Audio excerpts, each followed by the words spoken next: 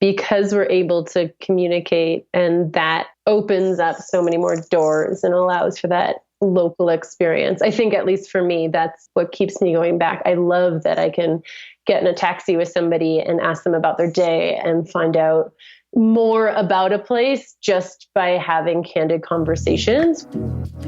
Welcome to Jump Podcast, formerly known as The Budget-Minded Traveler. I'm your host, Traveling Jackie, and I'm here to explore travel, adventure, and lifestyle in ways meant to motivate you to move and get out and see the world. Let this show be a source of travel advice and inspiration, but remember that in the end, it's you who takes the leap.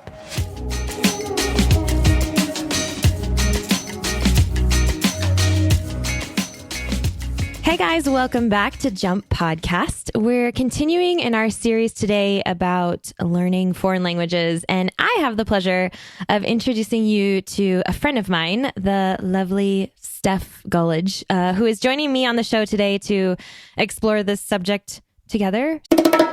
We're so grateful to Osprey Packs for partnering with us and supporting the podcast, so please stay tuned for more about them later on.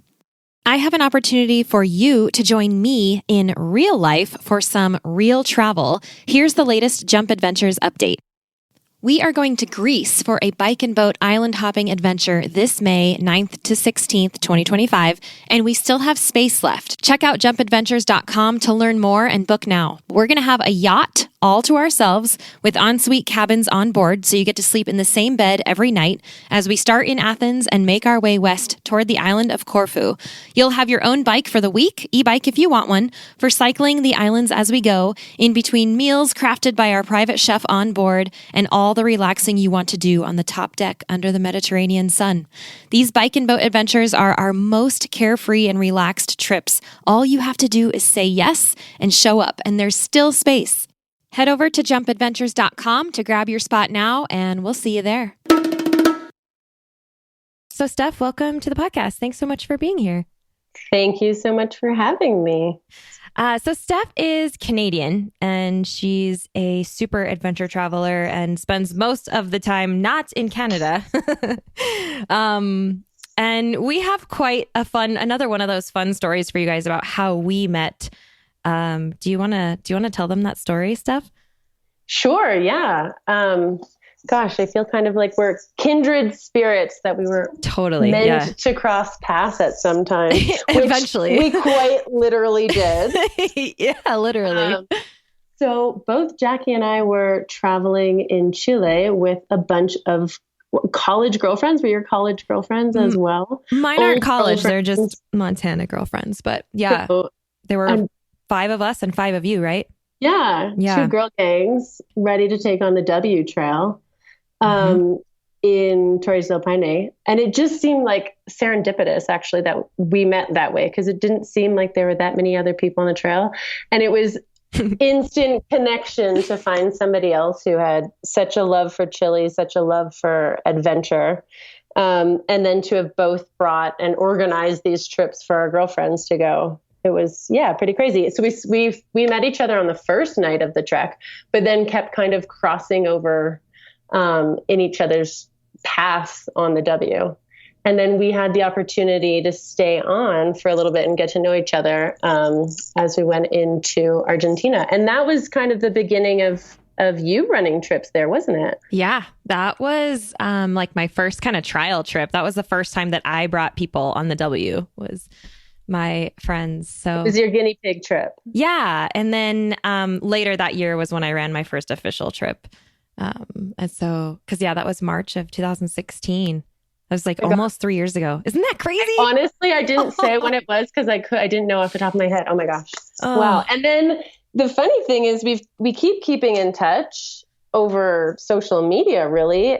We keep ending up in the same places, but at the wrong time. Mm-hmm. And I think the craziest is most recently, we both went to study French for a second time in Biarritz, only missing each other by a matter of days or weeks or something. Yeah, it was so close. It's so weird how much our paths have crisscrossed in strange places. It's not like we came from the same place and we keep going back there. No.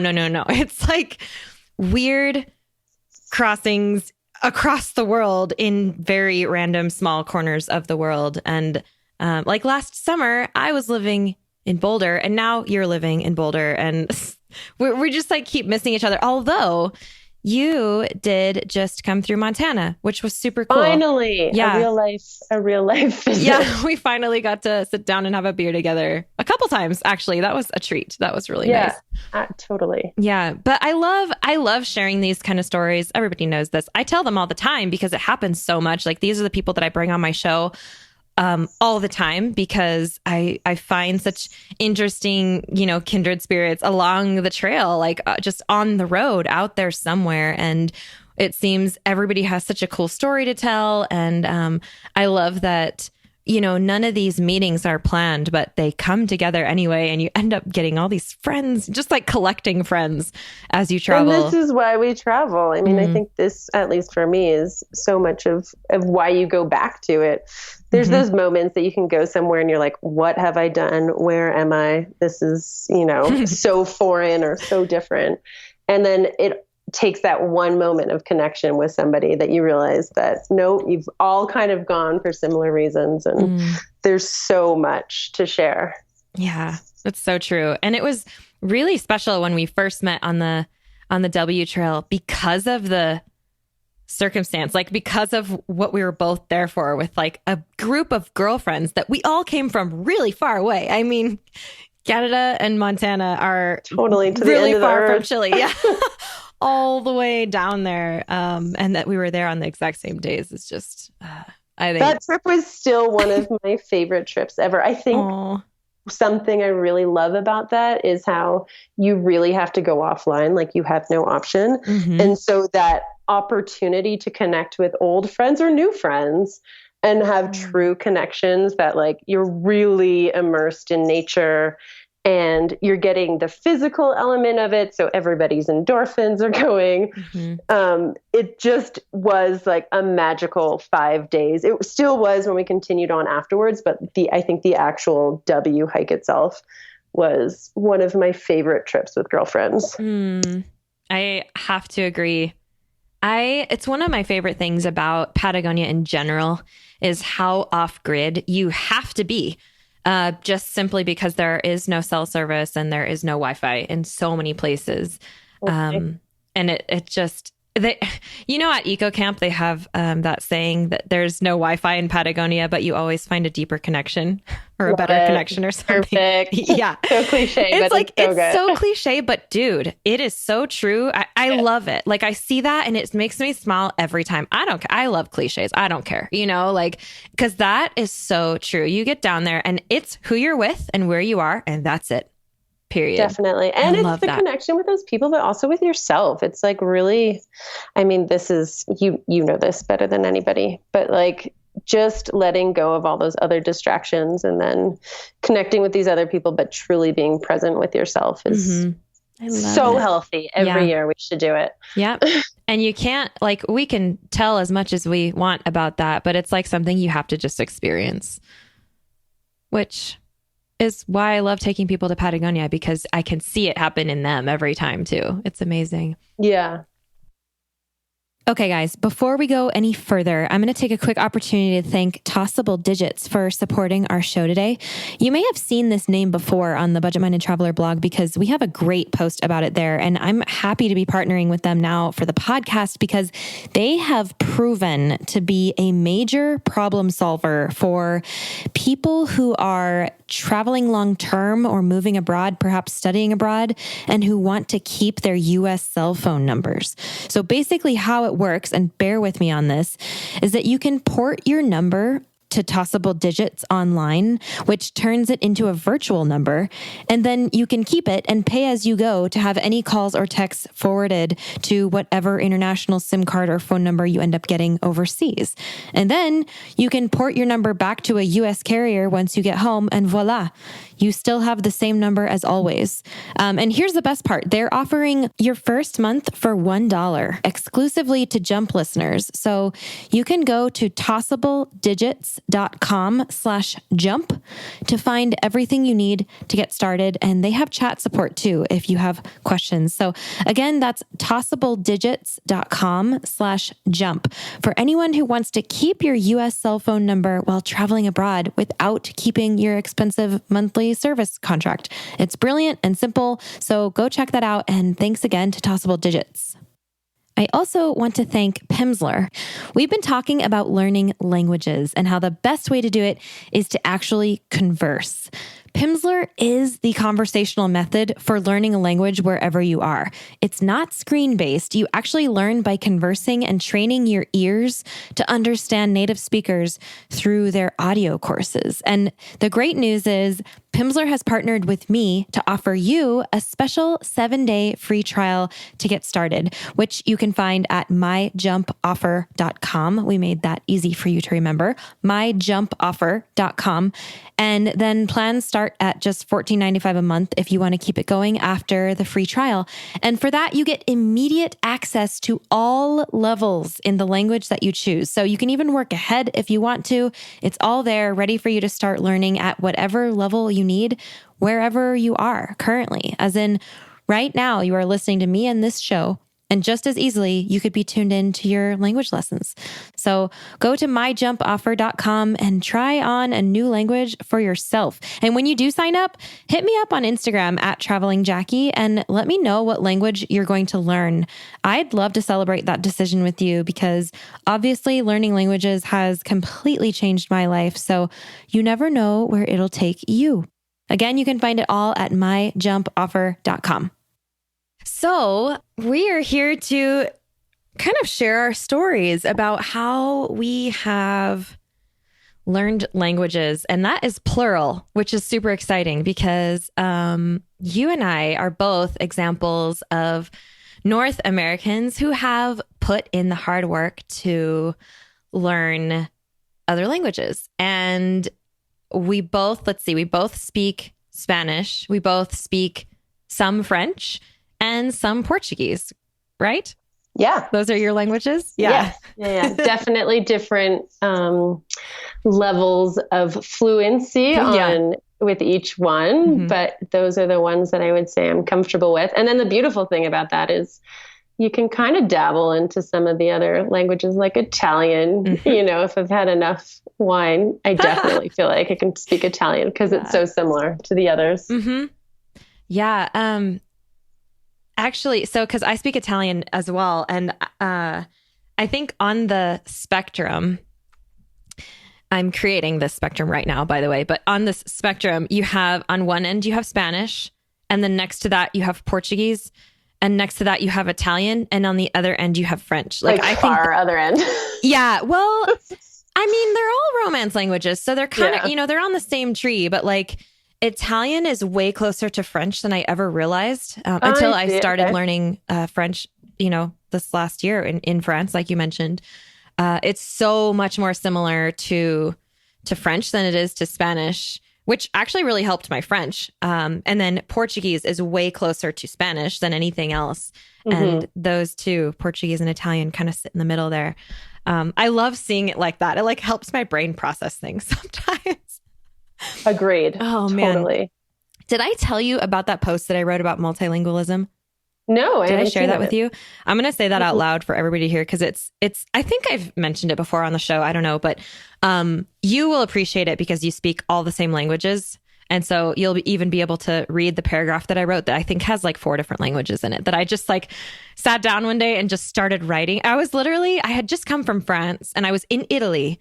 And I had no idea what language I was speaking. Like for the last 4 months, I had been in Patagonia speaking all Spanish. And then I went to Spain. And then I went to France to learn French. And then I'm in Italy and I do speak Italian. And so I'm just like, I don't know what language is coming out of my mouth right now. I don't know how anyone's understanding me. I wish you could see inside my head. And so I sat down on a train. I was on my way to Orvieto from Rome. And I wrote this whole piece about what happens inside my brain when I speak in any language, because it's... Do you think the same thing is happening? What do you mean? Like whichever language you're speaking is the same thing being processed in your brain, or depending on your fluency, is it a different No, it's totally different, which is why it was fun for me to explore.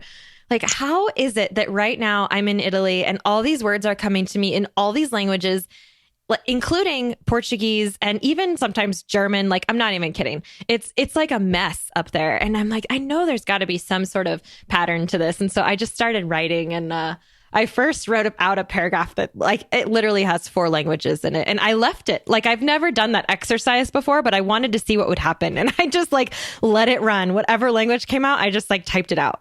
Amazing. It's pretty funny. And then I went into like how I think that my brain organizes these languages and when each one like gets fired, like when one gets used and why and how. I don't know.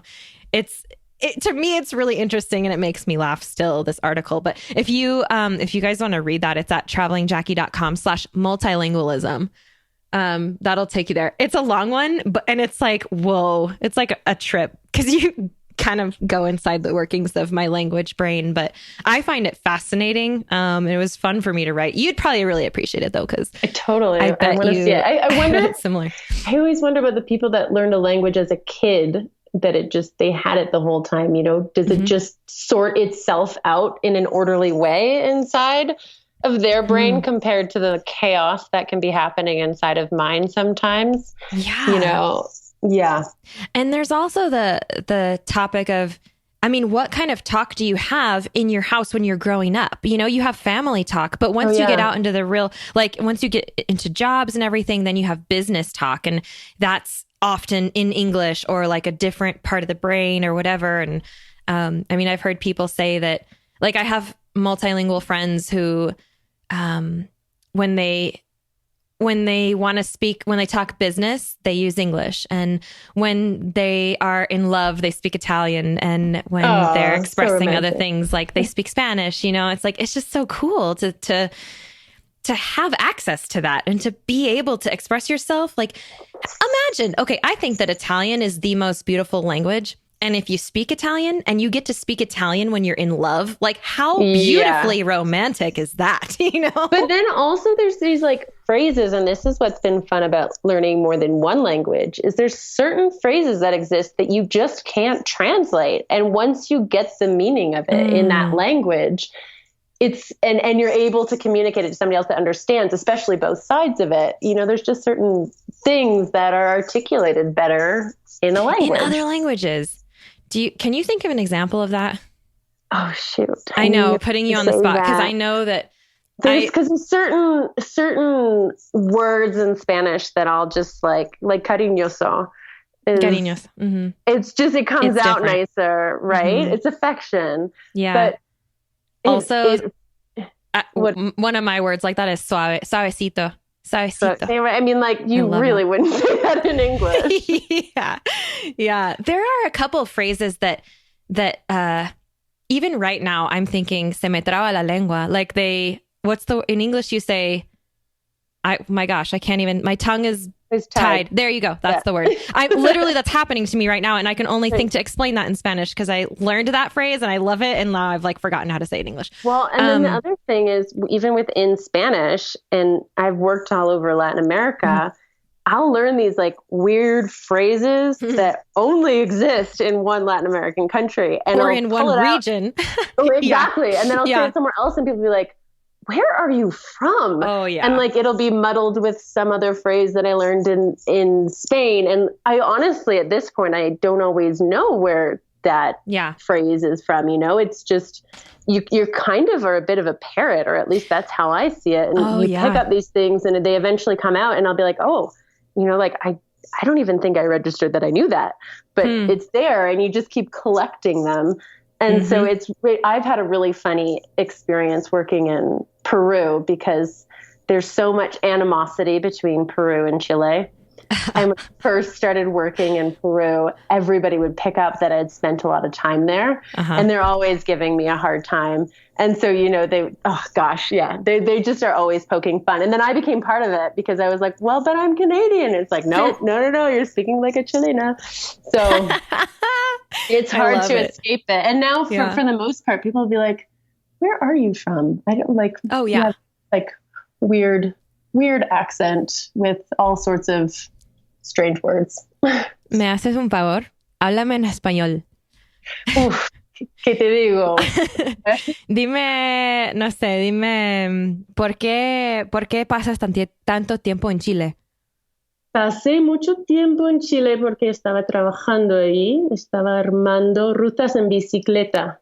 Ah, ok. Entonces fui con muchos grupos a pedalear y sí, estaba ahí on and off por 2 años.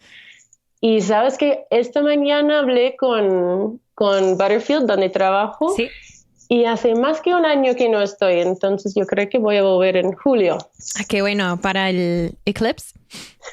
Sabes que sí, tenemos 5 pasajeros que van para buscar el eclipse. ¿Tú vas? Qué bueno. No, este año no, pero ojalá el año que viene, el diciembre, porque hay dos. Sí, Sí, en en 2020 2020. también.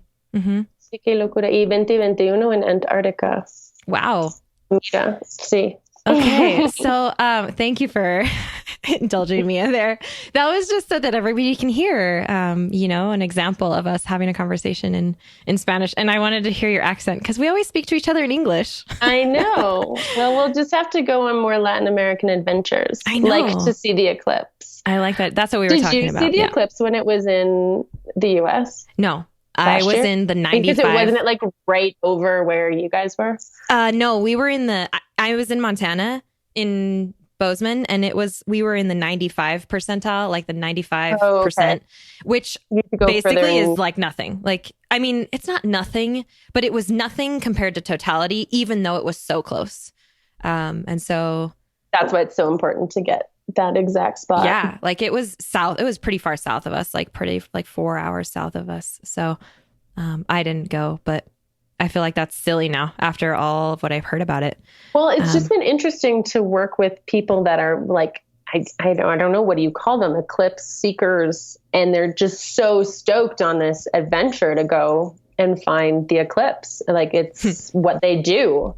Mm-hmm. I had no idea. It was, and I just wish I had seen one to like really understand the passion. But I think until you see one, you don't know what you don't know. Yeah. I actually might try to do my Chile trip or my Patagonia trip next year, late November, so that people could stay and see the eclipse. Mm-hmm. Yeah. Doing that. That would be beautiful. And then you get to go up because I think the totality will be around Pucón. So yeah, I know. It's right there. Beautiful. It's like just north of Patagonia. And it's summer, where this one, July 2nd, it's the dead of winter. Right. There's a few things against us for this one. So yeah, just I'll a few. let you how it goes this year. And you go do the sunny one. Exactly. So just to back up a couple minutes there, we were talking about phrases that we get in Spanish. We're talking about accents. We're talking about where people think that we're from. And then we went into that Spanish conversation just to give that example. And that turned into talking about the eclipse, which is kind of funny because it's just like how conversations go. But I don't want to lose people. And so let's go back to kind of our journeys in language learning. What was it for you that I guess made you want to learn Spanish? Like, was there a moment, or what was it that made you want to? My language path has been, so I'm Canadian, first of all. So in high school in Canada, you have to take French. It's a mandatory class that is no fun at all. And it's memorization. And I think we had class, if it was every Friday or every other Friday, it was not consistently, whatever it was. Oh, that weird. It just, you couldn't get the traction. You couldn't keep going. And I hated it. I did it all the way through high school. There's a minimum requirement that you have to do being Canadian. But I would say a lot of Canadians, unfortunately, don't speak French. And it's this really cool opportunity that we have. We're a bilingual country. And I wish that programming had been different, having had learned another language after it. Mm-hmm. So I decided to go to Costa Rica after my first year of college. Oh, gee, me too. No, stop it. Oh, yeah, this is amazing. Of course. So what year was that? 2002. Oh, I went in 2003. Oh my gosh. 0304. Where'd you go? Heredia? Ah, beautiful. Where were you? So I was in Capos. Okay. So I found, this is going to sound also like I am a grandma right now, but I found this program on the internet and it was like such a big deal that I was contacting this thing. It was called La Escuela de Amor in Manuel Antonio. The School of Love. To go and live with a family for a month and learn Spanish. Yep. And so I signed up on the internet. It was, bought a ticket. Everybody's like, you're crazy. Ended up going down. And I remember, you go to school for the first day and then your like host family comes to pick you up. And they picked me up. His name was Jesus, which I thought was hilarious at the time. So Jesus comes to pick me up and he drives me to their house in a suburb of Capos. Capos, if anybody hasn't been, is this really beautiful beachside town in Costa Rica. And I got to live in the local neighborhood with Jesus and Lady and their two children.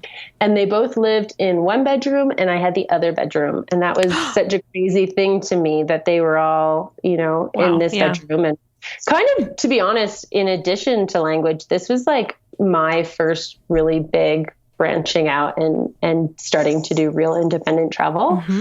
But the best is, so he drops me off at the place and there's nobody at the house and then he leaves. And so I'm like sitting on this sofa. I don't speak one word of Spanish. I have not been exposed to it at all. At this point, I've studied some French, so I have some foreign language background. I can say hola. And it starts to pour rain. And I'm un aguacero. Like nonstop. And I noticed that they have all their laundry hanging out on the back. And so I'm like, oh my gosh, I should be a really good house guest.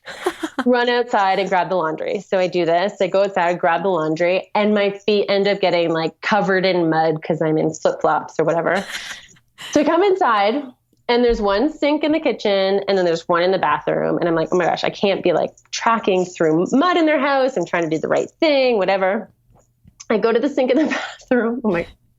And I lift my foot up on top of the sink basin and I'm washing my feet off. And then the basin crashes onto the floor.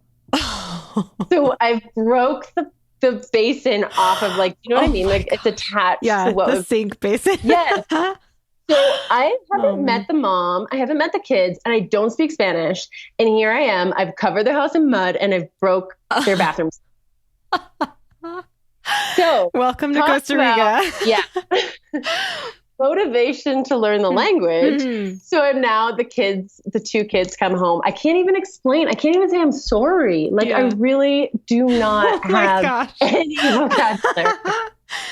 And this is like super, super local family that doesn't have any English. And so very quickly, I'm like, doing as many hand gestures as you can possibly do to say you're sorry and like try to fix everything. They ended up propping the basin back up with some like wood underneath and it sat there. Oh my gosh, Jackie. Anyway, the next day at school, I had to go and tell my teacher and I was like, look, this is what happened. I need you to write me a note. Help me explain. Oh, they ended up being the most wonderful family. I went back many times to visit them. That school. So it was a full immersion school and they wouldn't speak to you in English at school. And I went every morning, studied Spanish and then went and hung out at the beach in the afternoon and slowly met locals. And, it was super fun. I loved it. And compared to my experience with French, where I wasn't consistently using it, there I saw the progress and it would be like, oh my gosh, I had a 3-sentence conversation and it makes you want more and more. And I just remember sitting at the dinner table with my book out and it was a super gratifying experience. And I think I learned to speak a lot more slang and street words and probably my grammar wasn't that good because I went back to college and I decided to enroll in I guess beginner Spanish. And it was really hard because it was like way more about the grammar and everything. And I could get through and speak it, but my spelling wasn't good. And so I had to backtrack and adjust a bit. But yeah, roll forward. And I did a year exchange in Spain, and that kind of really solidified things because, as you know, their Spanish is much different. And then I was like formally studying it, and I loved it. I loved meeting people. I put my heart into it. I studied hard. I, did lots of flashcards and all sorts of different things to do it. And yeah, that's kind of where Spanish took off. It definitely takes having an uncomfortable situation to. That is such a good story about the laundry and the rain. Oh my gosh, I could so see it happening. About that so long. How long were you in Costa Rica that time? So that time I was there for 2 months. So we spent a month there, and then a girlfriend came to meet me, and we went to the Caribbean side. And we did a month of volunteering there. And then I took a semester off school and went back later. So yeah, I didn't do like a formal exchange in that semester. And then it wasn't until third year of college that I then went to Spain, Spain was going to be a semester, and I loved it. And I stayed for a year. Awesome. So, yeah. That's so important. In fact, that's a good opportunity for me to give like the best piece of advice that was given to me when I knew I was going to learn a language. So I had a German foreign exchange student live in our house when I was a senior in high school. We were a host family for her. My brother had moved out, and so she moved in and like moved into his room, and the two of us were like seniors in high school together. That's amazing. Yeah, we're still like sisters today. It's amazing. I just saw her in Germany last fall when I was there. But at the end of that year, of her year, it was clear to me. We'll come right back to that. Let's take a moment now to thank our wonderful show sponsors. Osprey is the market leader in technical outdoor, travel, and everyday packs. And I've personally used Osprey packs since 2015. My favorites are the Fairview Trek 50 for multi-day hikes, the Cirrus 24 for day hikes, the Transporter Rolling Duffel 60, which is my trusty check luggage for faraway adventures, and of course, the countless packing cubes I use to organize everything that goes in them. We are proud to support each other on the podcast and beyond. We love getting outside, and we want to see more people outdoors. So find out more and join us at osprey.com. I mean, I was graduating high school, and I knew that I was going to study abroad. I couldn't go until I was a sophomore. I wasn't allowed to study abroad till I was a sophomore. So I knew I had 1 year to go to college first. And she said, no matter where you go for a year. Don't think twice. And I took that straight to heart. Like I didn't think twice. I took it completely at face value. I love it. And I never even considered one semester. And that makes all the difference, because my first semester in Costa Rica was spent getting my feet under me. I mean, like you, it was my first independent travel, like my first time flying overseas. Like I had driven into Mexico several times by then, but I had never flown to another country, like that was the first time. And I had an amazing, amazing family as well.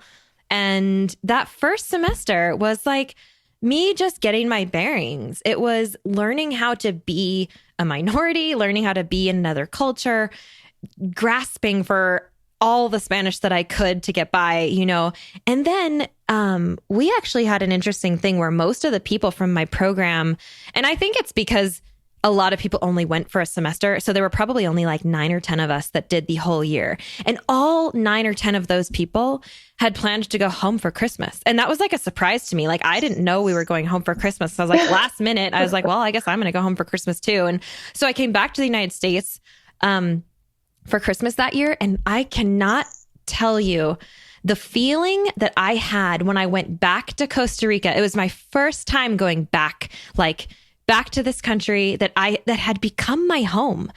And I got to the airport and I was like, this is my place. I know where I am. I speak this language. Like I owned that semester. It was completely different because I wasn't the new kid anymore. Like that was my home. I was with the same family. I knew the places that I liked to travel on the weekends. I had my friends. I had a life there. Like it was so different for the second semester that I cannot stress that enough to you guys listening. Like if you want to study abroad, go for a year. Don't think twice. Like I want to pay that advice forward because it absolutely changed everything for me. Obviously, it did for you too. I mean, you stayed. Definitely. You can probably relate to that. Well, and also not just that feeling like it's a home, but for the language factor too, to like really solidify it and totally. And really like, I feel like I just kept it going long enough that at this point I won't lose it. But had it been just one semester or just that, short stint in time, I don't know that Spanish would be such a big part of my life. Yeah, I know what you mean. Because a lot of those people, it's not. But it is for me, it is. I mean, even the people that were in my program, like they don't necessarily speak it anymore. But for me, I did. I mean, I do, whatever. But yeah, minor detail. I forgot to even mention the language part when I was saying all of that glory about the second semester. But that too, I remember during the second semester, I remember when it clicked.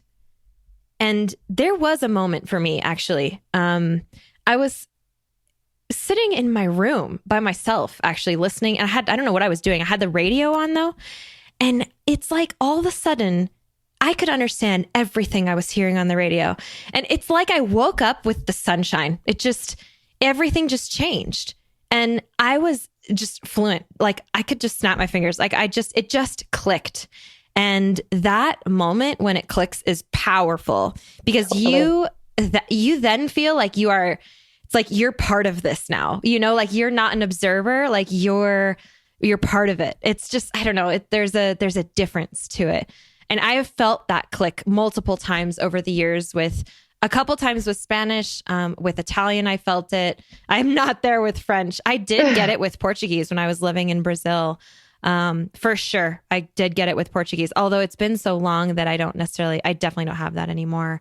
But you could get that click again. Oh yeah. And it would happen way quicker now, I think it's that feeling where I'm not feeling exhausted at the end of the day that I'm like, oh my gosh, my brain has been translating every single word from this to that, where all of a sudden I'm like, it's just my thoughts, Yeah, I keep finding these moments here in Colorado. And this has been a funny surprise to me is how much Spanish there is around. Oh, not a funny, but like a really welcome surprise actually. Yeah. And I'll be grocery shopping or something. And there's other people around speaking in Spanish. And then all of a sudden I'm thinking in Spanish. Like it just, because it's like clicked because I'm hearing it around me. And then I'm like, oh yeah, no, I speak English. I don't know. I know. It's so I funny. love it. But I mean, like the fluidity of Spanish compared to, as you mentioned, French, it's not the same. The Portuguese, because it's so similar, I found that to be quite easy to pick up on. I took a few classes while I was traveling there, and that really helped. There definitely, there's common errors and those false friends. Once somebody points them out to you, it makes a really big difference. And again, I mean, in Brazil, what's not to love about Brazil and how much fun it is. So like, if you are able to get in on their local fun, it's another motivator to be able to speak more of it, I think. Definitely. Have you noticed with music, like when you listen, I think this was kind of a click for me in Spanish that oh my gosh, I remember I went to see Mana in concert in Costa Rica. You've seen Mana in Costa Rica? Oh my gosh. I love Mana. Another funny story there, but maybe I should leave it for another time. I just remember all of a sudden I had heard their songs when I started going there, and it was like, oh, this is fun.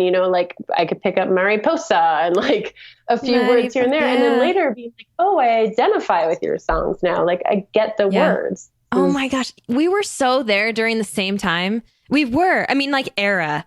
Because totally. Mana was like Mariposa, or it was called Revolución del Amor or something like that. Revolución de Amor was the name. What? Mariposa Traicionera. I know. That album was huge in 2003. I wonder when I should try and find. Oh my gosh, I don't have photos. Do you have photos from this time? I would love to go back and see. I totally do. Yeah. I mean, oh man, definitely. I had like my first digital camera way back in the day. That was, I mean, years before Facebook, years before like Wi-Fi, right? Years before all the things that made everything so easy. I mean, I remember going to internet cafes to write out like a mass email for my family and friends. Yes. And I'd be sitting there and the rain would start pouring and the electricity would cut. And I'm like, oh, you're kidding me. Like, there was no autosave in that day. You know, like the email is just gone. I'm like, I'm not even going to write that over again. I just like get up and leave. That happened like on a weekly basis down there. And when I would have to call home, I called home with a calling card because that's what you had back then. Totally. There was no Skype. Like, oh man, God. How easy are things now? But also how great was that? I mean, one other cool thing about that was I just remember you'd meet people and you'd be like, you know, tonight at 7:00, let's have dinner at Dos Locos or wherever it is. And they just show up. And you have to show up. And I remember with a friend of mine that I had met there, we had this plan to go, let's say, it was for dinner. And it was pouring rain, so much so that the streets were flooding. Yeah. Yet we both rock up knee deep in water because we didn't want to stand up the other one, you know? Yeah, because you can't just shoot a text. Family. Exactly. Yes, I know. Oh, man. No one had cell phones. Like, we didn't have cell phones. Yeah. No. We had house phones, though.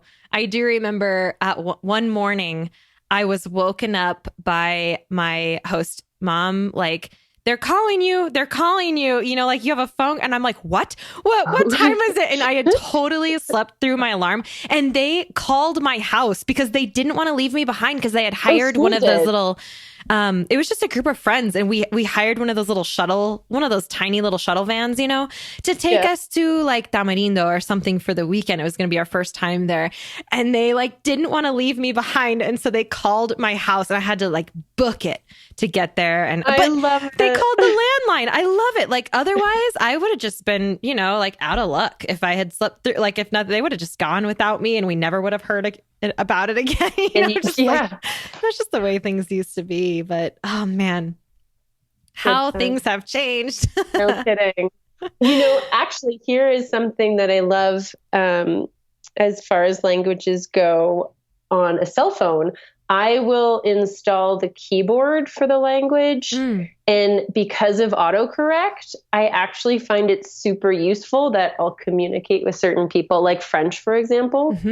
And I'll write things and then I'll write it the way I think. And for the most part, the autocorrect is really good. And then I'm like, oh, it's actually spelled like that. And I found that to be really useful. And then, of course, like just the Google Translate on it, you're able to do that so seamlessly that if you put in the time, I mean, the tools that you have just on your phone now are really incredible. Yeah, definitely. That's a really good point. I did the same. I have Spanish on my phone now. Like that's a constant. Yeah, the keyboard. Otherwise, autocorrect on the other, like it's impossible to write a conversation. Oh, it's so annoying. Yeah. So yeah, I do have the Spanish one. And I did when I was in France earlier this year, or I guess that was last year now. I installed the French keyboard for the same exact reason, because it's like it helps you. And also it's just impossible to try and communicate with people if you're not using the right keyboard because of autocorrect. Like it's actually annoying, but then that's a good point because it does, you can learn from it. And Google Translate is awesome. And now with Google Translate, you can even like put it on the camera function and hold it up to signs. That's cool. Yeah, that's pretty cool. It's not perfect, but it does, it helps. And then I'm going to Japan this year. I feel like that'll be a really cool place to use it because that is one foreign language that I've got nothing in. Yeah. Oh yeah. Konnichiwa. I think kampai means cheers. That's okay. That's an important one to know. Yeah.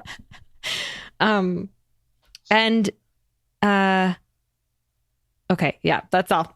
That's all I got actually. It's like, maybe there's one. Do you use any of the apps? Have you found those useful? Like, you mean language apps? yeah.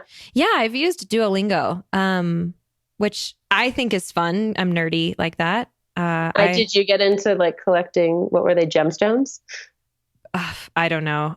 I did a 30-day challenge on it. Did it work? I have to say it really worked. And Yeah. it's like the silliest thing that I think you collect gemstones, but Funny. then as soon as you miss a day, you lose all of your gems. And I am not a game person that all of a sudden I was like, it's like 11:50. And I'm like, I have to I think I had scheduled 10 minutes a day. Otherwise I lose my gems. And it was helpful. And sometimes I do like a whole thing that I'm like, I don't think I learned anything. And then suddenly the next day I'd be like, oh yeah, that word, I got that yesterday. So yeah, it was good. Yeah, there are a lot of good ways that you can just start right at home. Actually, something you mentioned before, and I want to hit on this because one of the things that people don't really understand, unless that you've heard it on this show before, or maybe but is that you don't have to study abroad to, like in a program, like a university program, to study a foreign language overseas. Like you don't have to be a university student and enroll in a semester or a year at a time. It sounds like you did this in Costa Rica, also in France. And then I did it in Brazil. I spent a month in Brazil doing a language school and a month in France doing a language school. And I plan to do the same thing eventually in Germany. That's my next language. Okay. But it's so easy. It's so easy to do this. You guys have to know that this is an option. If you want to take language lessons somewhere, literally just open up Google. Like open up your Google and put in there. This is what I did for France. I just did French language schools and I just started looking at different regions of France. Like I looked at a map and I'm like, where would I want to go? Cool. And, just put the city or put the country, German language schools in Munich, for example. Like that's what I want to do, and you will find there are lots of them. That's how I ended up, in Florianopolis, Brazil, like way in the south of Brazil. Because I found a language school. I found plenty of language schools, but then I started comparing like, well, what is this city like? What's this city like? And it's really easy for me to rule out the big ones because I don't like big cities. And so like the Brazil one was super easy for me to find. He's like, well, here's a small town with a lot of beaches. I've never lived by a beach. Like that sounds cool. Let's try it. And it had good ratings. It was affordable. I could live with a local, which I highly recommend if you can handle it. Because I totally also understand that as adults, we've been out on our own for a long time and it's really hard to live in someone else's house. But it accelerates your language learning so much. It really, really expedites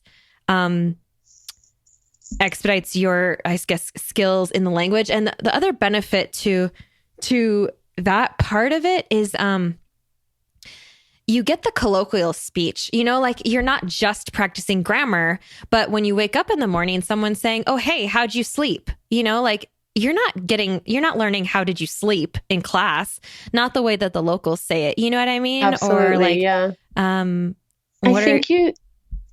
Go ahead. No, go ahead. I was just going to say, you brought up a really good point about not going to a big city, because in a big city, you can always find expats or English speakers, and it's so easy to gravitate towards them. But I find that like small towns where you almost end up needing it a bit more for survival is really helpful. Mm-hmm. Also, yeah. And there's always going to be an option to, live on your own, but then it's up to you to get involved and do something and make friends, because that is where you have to make the effort. A lot of people do speak English these days, especially these days. Like not so much when I was starting. Like all of my friends in Costa Rica that I made friends with way back then, none of them spoke English. None of them. But I know for a fact that they all speak English now. All of them speak awesome. Fluent English, because it's where we've gone. It's the people that they ended up dating. It's the travels that they did, but we were all young then. We were all like 18, 19. and they did not speak a lick of English. And so that was super beneficial for me because I had to speak Spanish with them, you know? Yeah. Otherwise it's really lonely. And I was ready to put the effort there. I wanted to do it. The reason I lived in Costa Rica was so that I could learn Spanish, like become fluent in Spanish. What made you want to learn Spanish? It was the first thing that I studied in school that I really got excited about. Like, actually, I remember going to Quebec once when I was young. I'm not sure, maybe around 10-ish. It was the first time that I had been in a foreign language, and I was fascinated by it. I saved coins, like, even though it's funny because your coins aren't that different from ours, but like I saved coins and I saved like grocery bags with French words on them because it was so fascinating to me. And I was like in wonder of the whole thing. And where I went to school, we could take Spanish or French, but French you couldn't start till high school. And I don't know, I was more interested in Spanish because I grew up in California. Mm-hmm.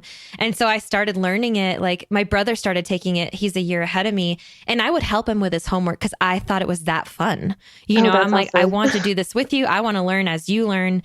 And so, I mean, I started learning Spanish when I was like 11, and I always loved it. Like to this day, it's one of the subjects that I've always loved. And, after having I was really good at it too. Like I'm a word person. I'm a language person. It's like the thing that I can do is like foreign language and hopefully English sometimes too. But, I was good at it. I excelled in it. I was always like the top of the class in Spanish. And so it was like, well, when it comes to choosing a major in college, I just need a degree, like, let's do it in something fun. I'm going to study Spanish. Yeah. And so I declared Spanish as my major when I was still, and I was just enrolling in university, and I never changed my major. I changed my minor because I thought I was going to minor in French. And then I discovered Italian and I went to Italy. And so that all changed. But yeah, I ended up graduating with Spanish and Italian. Like that was my degree.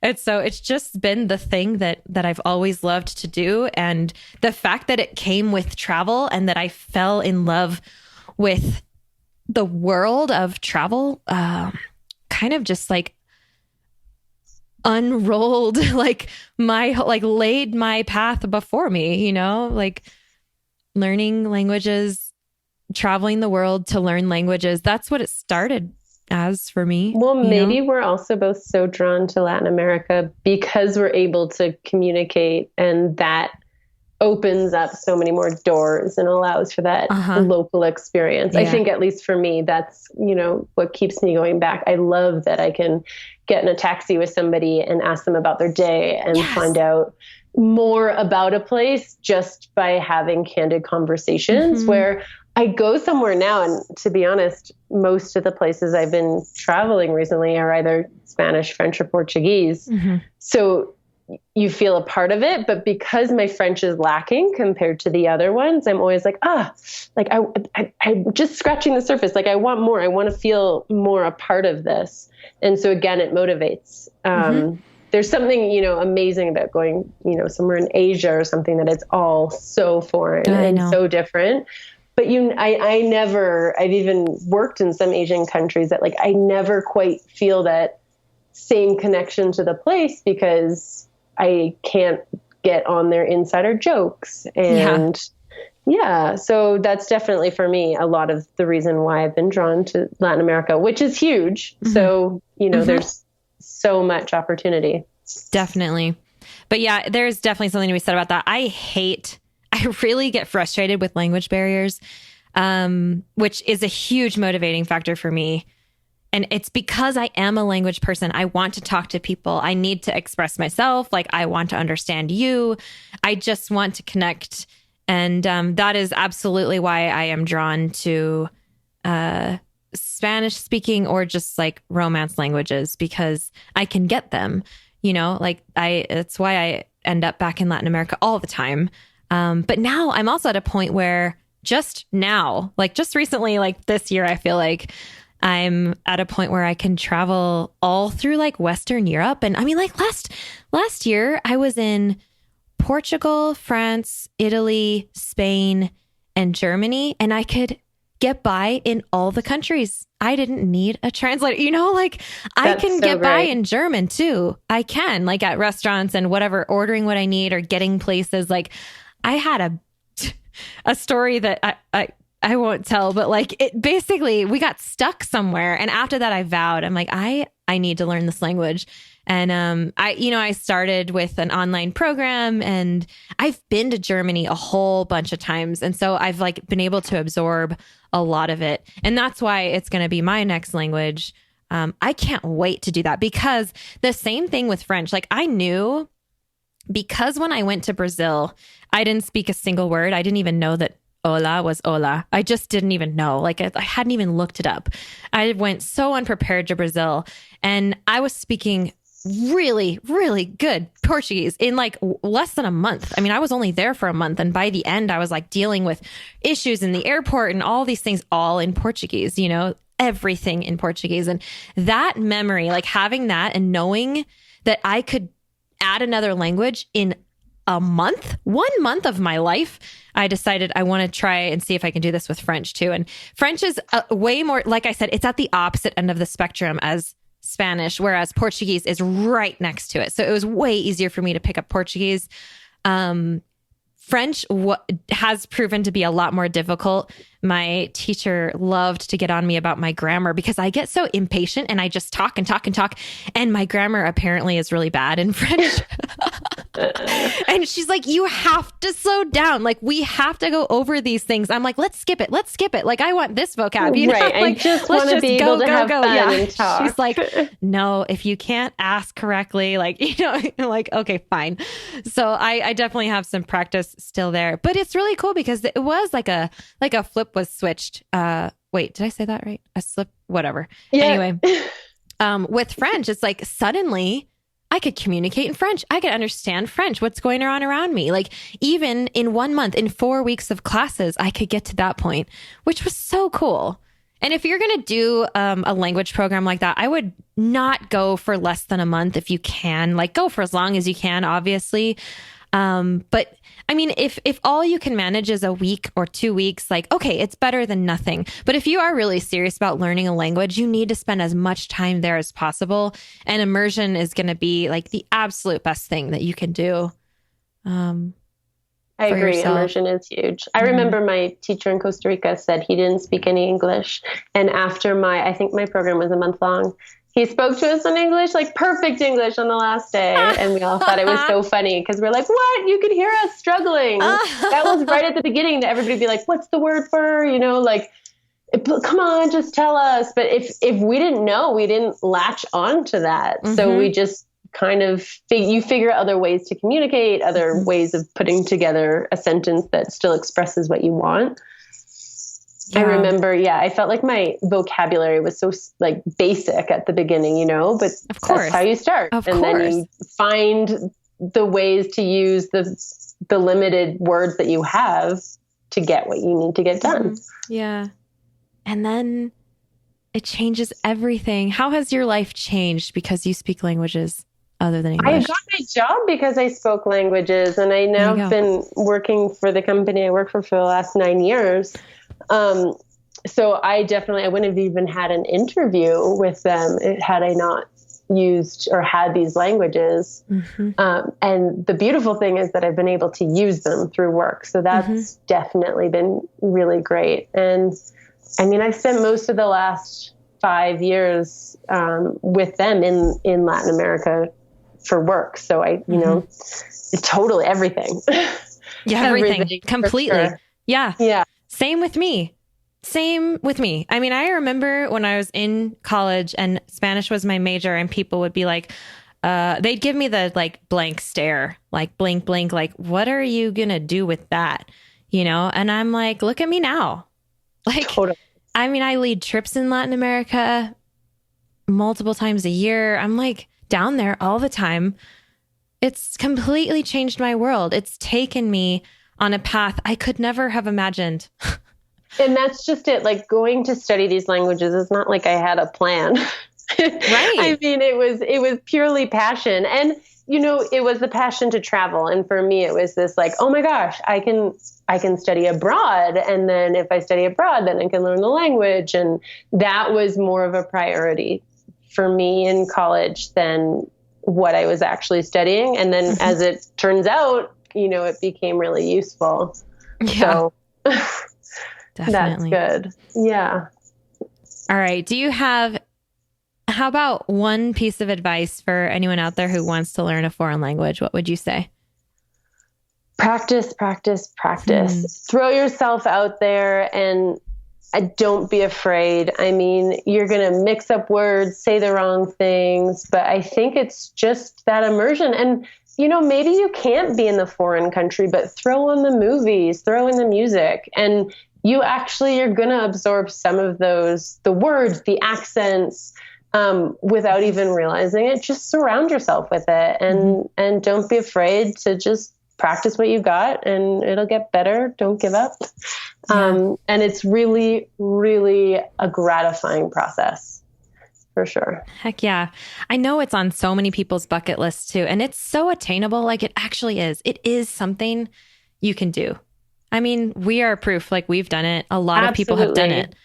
And I wouldn't say I don't think I'm a language guru by any means. I worked hard. I made loads of mistakes and I still make mistakes. There's definitely times, but it's taking that barrier away of being self-conscious when you're speaking it and feeling like it has to be perfect. Oh yeah.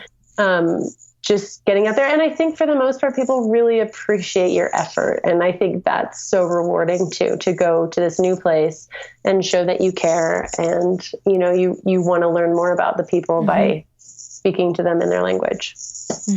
And you never know how it can totally change your life. You never know. You might just end up in Patagonia. Yeah. Love it. All right, Steph, thank you so much for your time. This has been awesome. If people want to say hey to you or follow you on Instagram, would you share your Instagram handle with us? For sure. My Instagram is saltysg. Okay. Yeah. That's great. Me. Come find me. Yeah. Well, I can't wait for our paths to cross again, which I know they will somewhere. Absolutely. Yeah. Thank you so much for having me. It's been so much fun to share our experiences and how funny that for both of us, it started in Costa Rica. I know. Of course it did. Right? Love it. All right. Thanks, Steph. We'll talk to you soon. Thank you, Jackie. Ciao. Okay, thanks again to Steph for sharing her time with us to spread the foreign language motivation and inspiration. Remember that if you want to start learning a language, you can right now, as long as you're based in the US. Go check out Pimsleur's audio courses at myjumpoffer.com. And don't forget to tell me if you're signing up. Hit me up on Instagram at TravelingJackie so I can celebrate with you and encourage you. You know I'm good for it. And also, remember, if you're heading overseas and need a solution for your U.S. cell phone number, go to tossabledigits.com/jump for that cool $1 deal that they are offering us exclusively. That's it for today. Thank you so much for tuning in. Safe travels. See you all next time.